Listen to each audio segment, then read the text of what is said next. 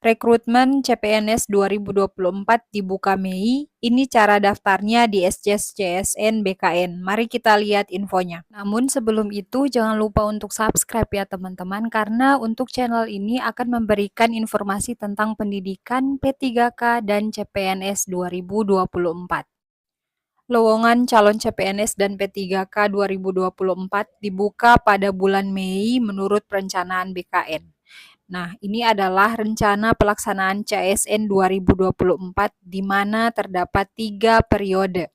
Di mana periode pertama itu adalah sekolah dinas dan juga CPNS serta P3K. Untuk periode 2 dan 3 itu sekolah dinas tidak diikut sertakan, hanya untuk CPNS dan P3K. Untuk mulai pendaftaran itu adalah di minggu kedua pada bulan Mei dan pengumumannya adalah diperkirakan pada bulan Juni, maksud saya minggu kedua, seperti itu. Melansir dari Detik Finance, Menpan RB Abdullah Azwar Anas menjelaskan proses penerimaan CPNS dan P3K dimulai Mei dan akan berpeluang dibuka hingga akhir tahun jika formasi belum penuh. Jadi jikalau formasi di setiap daerah ataupun di pusat itu belum penuh, belum terisi keseluruhan, akan ada dibuka periode 2 dan juga 3. Namun sebaliknya, jikalau sudah penuh berarti tidak ada periode 2 dan 3. Untuk itu, bagi pelamar CPNS dan P3K 2024 perlu memahami aturan formasi dan alur pendaftaran. Nah, di sini ada total formasi teman-teman yang diumumkan oleh Bapak Presiden Joko Widodo sebanyak 2,3 juta. Di mana untuk instansi pusat itu membuka CPNS dan juga P3K. Nah, untuk CPNS ini bisa dibuka untuk fresh graduate ya. Fresh graduate bisa mendaftar, namun untuk P3K harus honorer di atas 2 tahun bekerja baru bisa mendaftar maksud saya P3K. Nah, untuk di instansi daerah juga dibuka CPNS teman-teman. Namun di sini untuk CPNS tidak ada untuk guru. Guru hanya ada untuk P3K yang maksud saya untuk P3K ini P3K guru 419.000 lebih formasi itu akan diisi oleh honorer yang sudah bekerja 2 tahun ke atas. P3K ini harus diikuti oleh honorer yang sudah bekerja 2 tahun ke atas, teman-teman.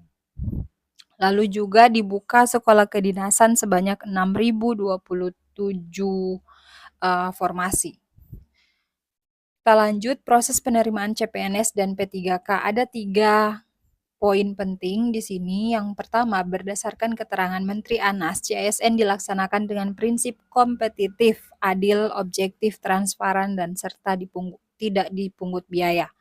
Yang kedua adalah terkait proses penerimaan menggunakan CAT secara nasional dengan memanfaatkan teknologi digital.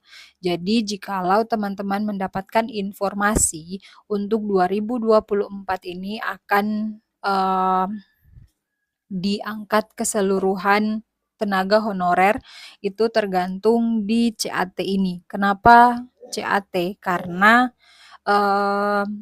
informasi yang saya dapatkan adalah saat daerah membuka 100 misalnya 100 formasi. Namun di sini kita contohkan teknis ya teman-teman. 100 formasi teknis. Namun yang di dalamnya itu terdapat 200 honorer. Tidak mungkin kalau misalnya formasi hanya 100 teknis. Nah, honorer yang 200 itu tidak mungkin masuk ke sini. Pasti ada yang namanya perankingan, teman-teman.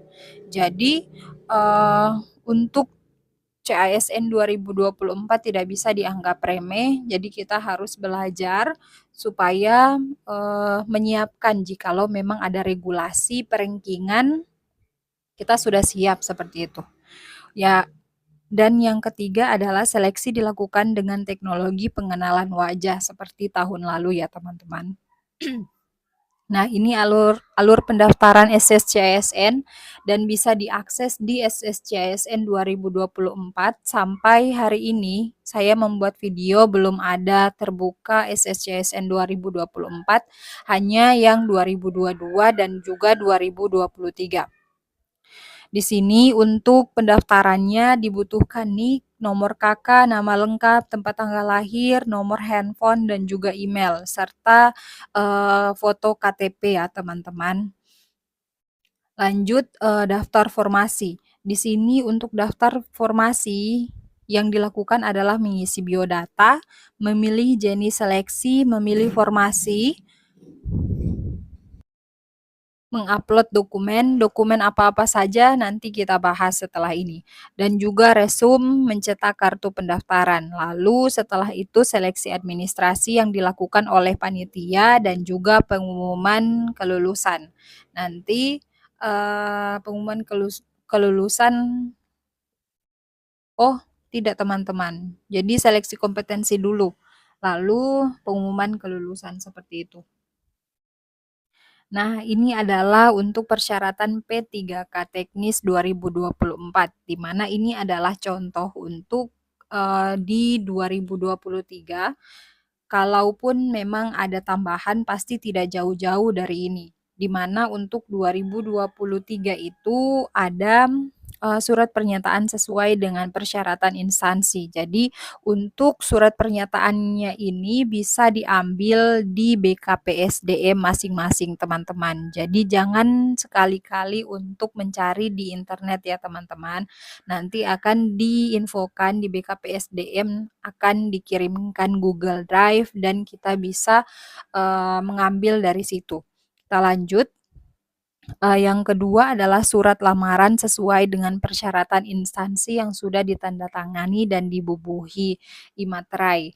Nah, untuk penggunaan imaterai tahun ini 2024 itu belum pasti ya teman-teman. Nanti kita tunggu informasinya kembali. Nah, untuk yang ketiga, surat keterangan bekerja di bidang kerja yang relevan. Yang keempat, kartu tanda penduduk. Lalu sertifikat kompetensi analis, ini untuk yang bagian sini itu tidak wajib teman-teman untuk tahun kemarin. Lalu kita lanjut surat keterangan aktif bekerja saat mendaftar pada instansi. Nah, paling sedikit 2 tahun secara terus-menerus. Untuk teman-teman yang baru masuk honor 1 tahun, di sini sudah dijelaskan ya teman-teman. Paling sedikit 2 tahun secara terus-menerus. Namun jikalau memang untuk akun SSCSN-nya masih bisa di-upload, silahkan mencoba. Nah, untuk selanjutnya adalah ijazah asli. Ijazah asli dan juga transkrip nilai, lalu pas foto formal terbaru berlatar belakang berwarna merah. Jadi teman-teman silahkan disiapkan terlebih dahulu untuk ketiga ini. Mungkin sudah bisa di-scan ya teman-teman. Untuk scan-nya itu bisa menggunakan HP, namun aplikasinya tidak boleh yang ada tanda tangannya di bawah ya. Ini tidak tertulis di peraturannya, tapi daripada rugi, mending memang mencari yang tidak ada tulisan tanda tangan aplikasinya di bawah. Seperti itu. Lalu ini adalah untuk persyaratan P3K guru, sama ijazah asli, transkrip nilai, dan juga pas foto formal berlatar belakang merah. Nah, untuk pas foto formal berlatar belakang merah teman-teman, biasanya ada instansi yang memberikan persyaratan harus memakai jas, dan juga peraturan ini akan diumumkan pada PDF BKPSDM. Nah, saat pembukaan BKPSDM masing-masing daerah ya teman-teman. Saat pembukaan pendaftaran, pasti BKPSDM akan mengirimkan PDF, di mana di situ terdapat persyaratan setiap P3K, misalnya P3K teknis, P3K kesehatan, P3K guru. Di situ sudah ada dijelaskan secara berurutan. Jadi silakan teman-teman cari dan juga kalau boleh di-print supaya setelah melengkapi misalnya sudah di-scan ijazahnya, ijazah asli, tinggal dicentang. Untuk transkrip nilai, oh sudah ada.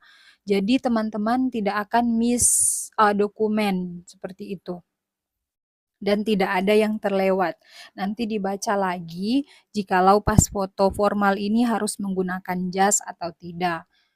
Ada instansi yang mengharuskan pendaftarnya memakai jas, ada instansi yang hanya menggunakan baju putih seperti itu, teman-teman. Jadi mari kita mengikuti akun BKPSDM-nya setiap daerah supaya diberikan informasi terbaru. Di sana juga biasanya untuk BKPSD masing-masing daerah ada informasinya tentang di mana ujiannya. Misalnya pada tahun lalu itu di instansi saya itu harus menyeberang pulau, teman-teman. Jadi teman-teman harus memperhatikan lebih teliti supaya tidak ada miss pendaftaran. Jangan nanti sudah pengumuman tidak lulus baru menyesal.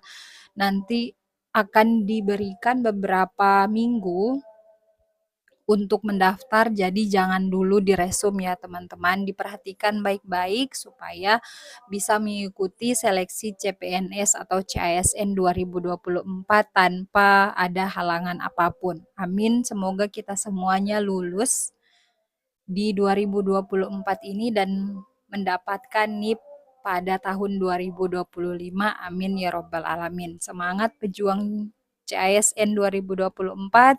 Sekian informasi dari saya. Wassalamualaikum warahmatullahi wabarakatuh.